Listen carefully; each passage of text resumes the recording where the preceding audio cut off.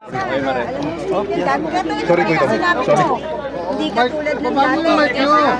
Baba lang yung mga Marami ngayon dahil marami kayong ganyan, may kuhan pa. Baba mo, pre, baba pa. Eh, hindi na ako mapagod sa ano yun, dahil 84 na ako, manong. So, yan ang na mister ko, nawi sa akin ng ilang buwan. Thank you po. Natuloy ako. Sige. Maraming salamat po, manong, sa inyong lahat. Ay, sino kasama nyo? Yung anak ko, ano yan, o? Oo po. Okay na ba kayo? Oo, sa amin, o. Sa Cavite na kami. Nasa Cavite pa kayo. Taon-taon po ba kayo pumunta? Oo. Sabi ko, hindi na pupunta dahil malayo. Pero ngayon na, ano masasabi niyo? Masaya, nakarating ako ulit.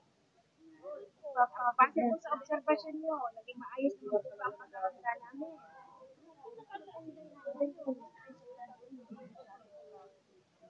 Ganda yun sa labas. Hindi masyado bang tao. Maganda yung maraming salamat sa inyo, ha.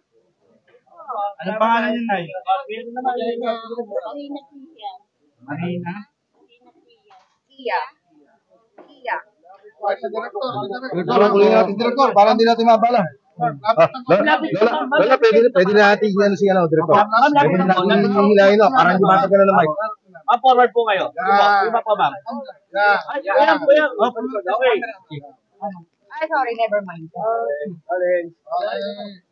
Okay. Ma'am, Kumusta naman yung preparations natin for Ondasam? Are we expecting more people dahil long weekend? Opo, as expected naman po namin, no, talagang, lalo na po itong November 1, na magkakaroon po talaga ng volume.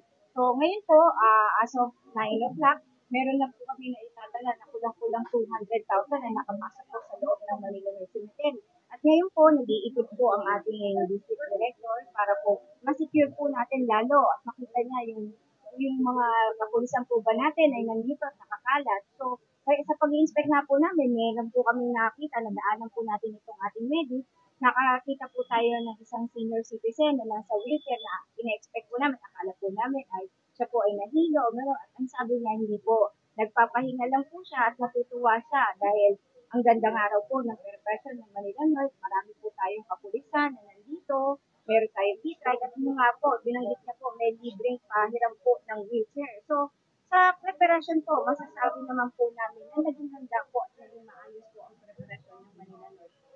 Pero since mahaba pa po ang araw, hanggang bukas pa rin po kami, dadagdag na rin po namin ulit sa paalala na yung oras po ay pagkatandaan na hanggang 5 p.m. lang po bukas ang Manila North Cemetery. mga ilan po ang ina-expect ninyo, Director, ma'am? Ngayon po. Tingin po namin sa ngayon, no, kung ganun pong magtutuloy-tuloy po yung ganun pong bilang ng pagpasok po dito ng mga tao, ay aabot po tayo ng Handa naman, ma'am, yung mga preparations natin. Yes po, Kaya kasi i-accommodate. opo, kasi yung bilang naman po ng mga kapulisan, mula pa lang po ng paghahanda hanggang sa ito pong mga araw na to, kahit po ng mga nakaraan ay pumonti po yung bilang, hindi naman po nagbawas ang ating mga kapulisan. Yung pa rin po, kung ang bilang po dito sa loob pa lang po ay 353 na ang kapulisan natin, plus force multiplier, bukod pa po yung mga nasa labas. Wala naman pong naging changes dyan, naging intact.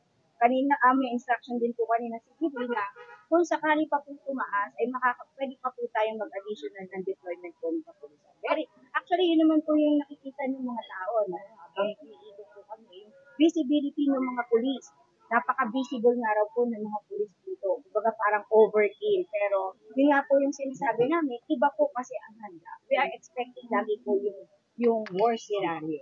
Pero hindi ba natin magiging problema yung mga informal settlers sa loob ng Hindi naman po, kasi yan naman po ay yung mga sinasabi po natin ng mga nakatira rito ay mangilan-ilan na lang din po at tumutulong naman po sa pag-maintain ng kaayusan. Usually sila po yung mga tinatawag na caretaker po yung mga may-ari ng puntod na nangangalaga ng mga puntod ng mga pamilya o kaanak ng pumupunta dito.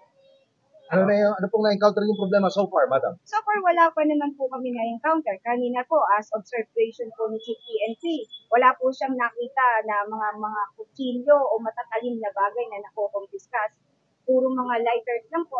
So, based sa observation din po, tingin po namin ay sumusunod po yung mga tao sa panawagan po namin. Thank you, ma'am. Madam, thank you. Okay.